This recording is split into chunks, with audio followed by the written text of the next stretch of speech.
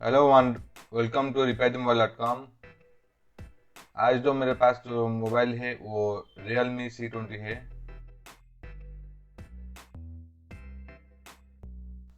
देखिए, ये Realme C20 है। इसमें कस्टमर का कहना है कि डिस्प्ले नहीं आ रहा है। ये डिस्प्ले तो टूटा हुआ है और ये मोबाइल के साथ नया डिस्प्ले भी मेरे को मिला है। कस्टमर को कहना है कि नया डिस्प्ले लगाने के बाद भी मोबाइल में पिक्चर नहीं आ रहा है। तो बेसिकली ये नो डिस्प्ले का फॉल्ट है। चलिए पहले मोबाइल का बैक पैनल को निकाल देते हैं।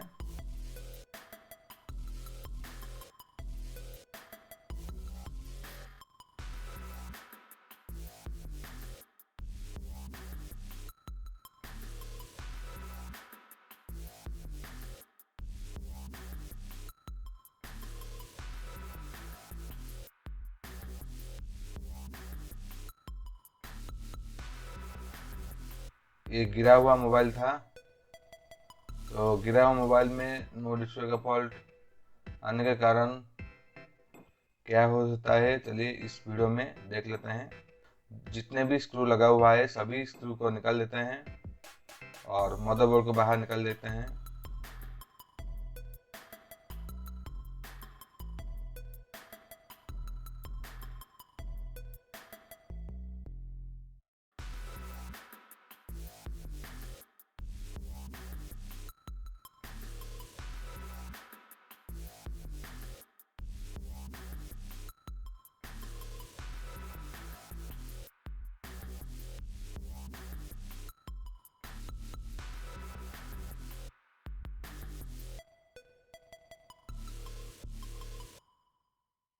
देखिए बैटरी का वोल्टेज अभी 4.2 वोल्ट है। अभी जो नया डिस्प्ले है उसको लगा के एक बार चेक कर लेते हैं। इसमें ग्राफिक्स आ रहा नहीं, एक बार पहले चेक करते हैं। अगर आपका मोबाइल में ग्राफिक्स नहीं आएगा तो बैकलाइट भी नहीं आता है। तो पहले चेक कर लेते हैं इसमें ग्राफिक्स का फॉल्ट है या फिर बैकलाइट का फॉल्ट है।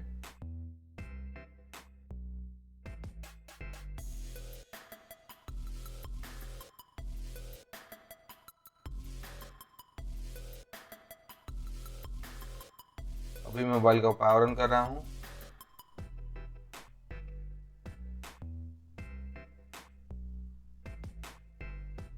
अभी वाइब्रेशन हुआ और मोबाइल पावर ऑन हो गया है, लेकिन जैसे कि आप देख सकते हैं मोबाइल में कुछ भी नज़र नहीं आ रहा है। तो इसमें ग्राफिक्स नहीं आने के कारण भी और कुछ हो सकता है। मोबाइल तो गर्म हो रहा है, यानी कि मोबाइल पावर ऑन हो रहा है, फिर भी कुछ भी पिक्चर शो नहीं हो रहा है। ये जो फॉल्ट है, फॉल्ट मेनली नो डिस्प्ले का फॉल्ट है। तो ये नो डिस्प्ले वाला फॉल्ट ग्राफिक्स सेक्शन से है या फिर बैकलाइट सेक्शन से है, चलिए एक बार चेक कर लेते हैं।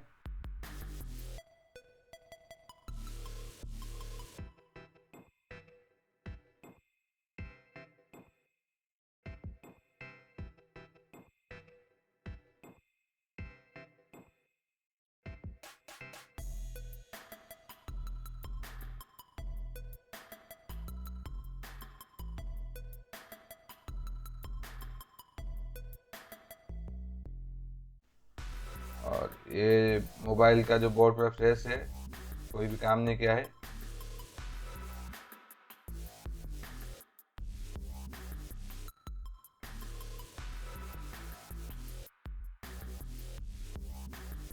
देखिए ये जो सेक्शन है वो ग्राफिक्स और लाइट सेक्शन है। उसको निकालने से पहले डिस्प्ले कनेक्टर का रीडिंग एक बार चेक कर लेता हूँ। मेनली जो वोल्टेज लाइन 3 यूज होता है ग्राफिक्स लाइन के लिए। एक है BSN, BSP, VIO 1.8।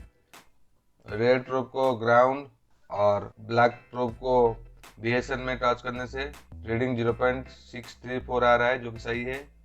अभी प्रोब को उल्टा करके लगाएंगे, ये VSP का पॉइंट है, उसमें 0.721 आ रहा है, जो कि सही है। और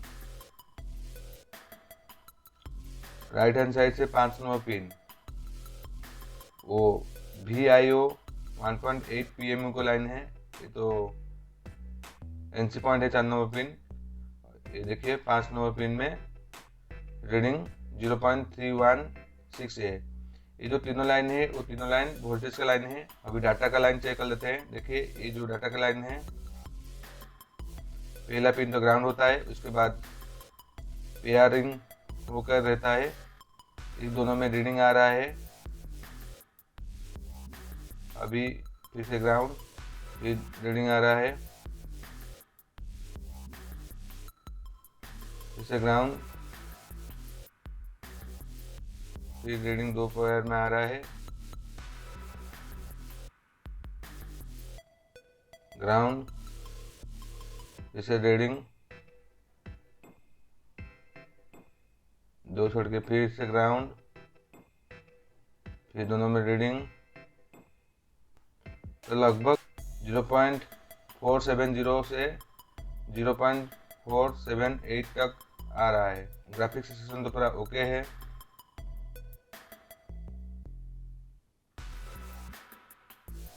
लेकिन LED एनोड का जो लाइन है उसमें 2.1 आ रहा है, जो कि बहुत ज़्यादा है। ये 0.6 के आसपास आना चाहिए था। और ये कैथोड का लाइन है 0 आ रहा है, जो कि सही है। 3 नंबर 4 नंबर पॉइंट दोनों एक साथ कनेक्टेड है LED कैथोड का।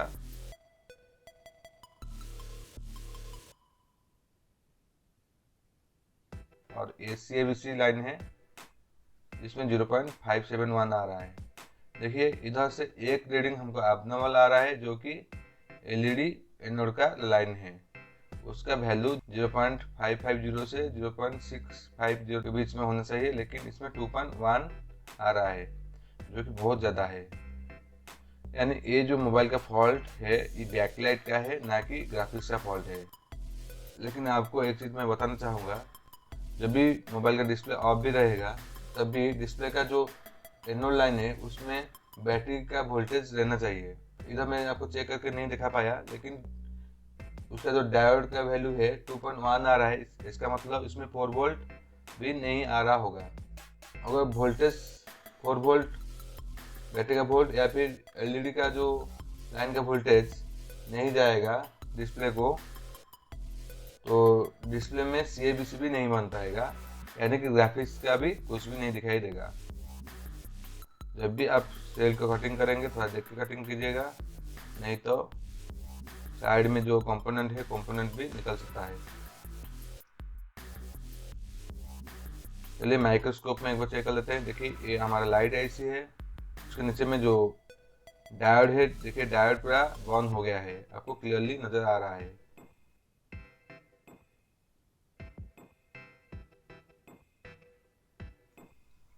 देखिए डायोड का जो कैथोड साइड है उसमें 2.12 रीडिंग आ रहा है, जो कि कनेक्टर तक जाता है। और एनोड में 0.413 जा रहा है, यानी कि एनोड की लाइन तो सही दिखाई दे रहा है, लेकिन कैथोड की लाइन में प्रॉब्लम है। आपको भी क्लियरली विजिबल हो रहा है कि कैसे डायोड हमारा जल गया है।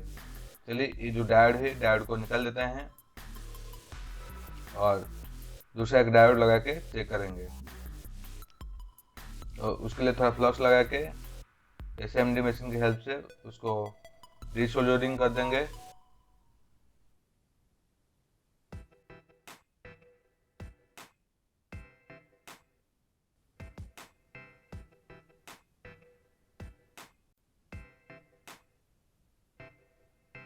देखिए ये दूसरा एक स्क्रैप बोर्ड है जो कि Redmi 6A का है।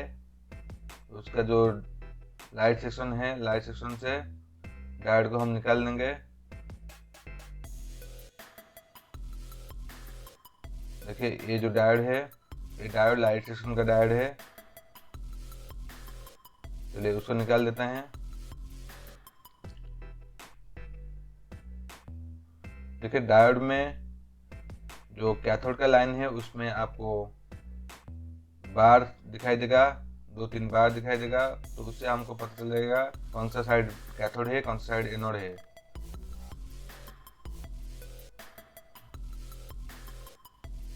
अभी उस डायोड को लेकर C20 बोर्ड में सोल्डरिंग कर देंगे। हाँ, उसका पोजीशन को हमेशा आपको ध्यान में देना चाहिए, क्योंकि जो करंट फ्लो करेगा वो एनोड से कैथोड की तरफ फ्लो करेगा, कैथोड का लाइन कनेक्टर की तरफ रहेगा। अभी उसको सोल्डरिंग कर देते हैं।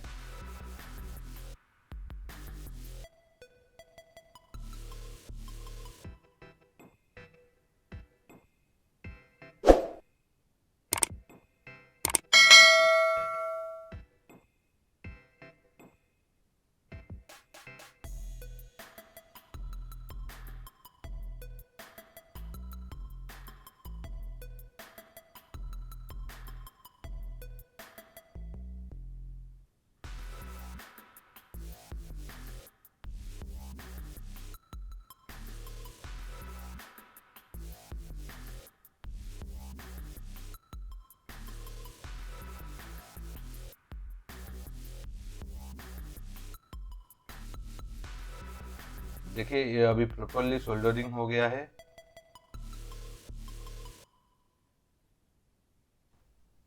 चलिए अभी कैथोड की तरफ डायोड वैल्यू चेक कर लेते हैं। अभी जो डायोड वैल्यू आ रहा है वो 0.47 आ रहा है और एनोड की तरफ 0.30 आ रहा है। ये इतना कम आने का कारण है क्योंकि बोर्ड अभी पूरी तरह ठंडा नहीं हुआ है। जब ठंडा होगा तो उसका जो डायोड वैल्यू बढ़ के ज़्यादा हो जाएगा।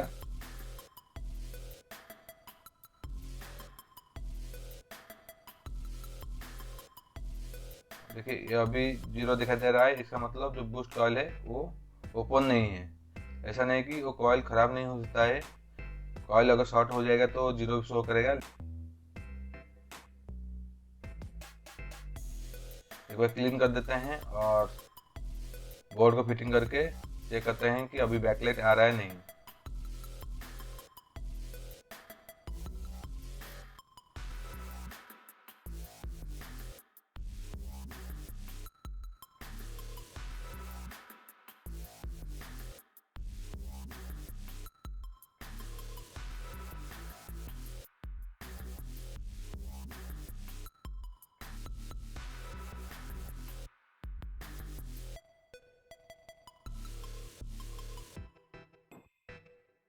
कनेक्टर में एनोड लाइन में कितना वोल्टेज आ रहा है देख लेते हैं। देखिए अभी 4.2 वोल्टेज आ रहा है जो कि बैटरी का वोल्टेज है, यानी कि वो लाइन अभी परफेक्ट है। चलिए डिस्प्ले कनेक्ट कर देते हैं और पावर ऑन करके चेक करते हैं कि अभी डिस्प्ले आ रहा है नहीं, पता चल जाएगा।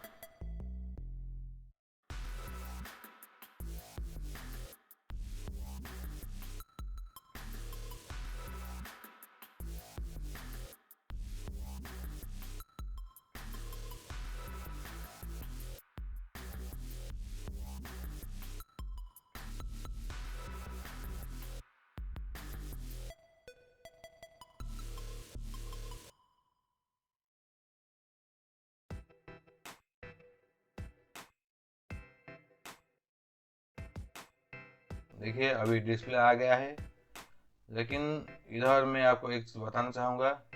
जो डिस्प्ले आया है, डिस्प्ले का लाइट का जो ब्राइटनेस थोड़ा कम था, तो फिर मैं इसका जो कॉइल है वो कॉइल को मैं चेंज किया तो फुल ब्राइटनेस आया। उसके बाद अगर आपका ब्राइटनेस उसके बाद कम आएगा तो आपको कॉइल को भी चेंज करना पड़ेगा, क्योंकि जो डायोड है वो डायोड बॉन्ड होने के कारण से कॉइल के ऊपर में थोड़ा ज़्यादा स्ट्रेस पड़ा था।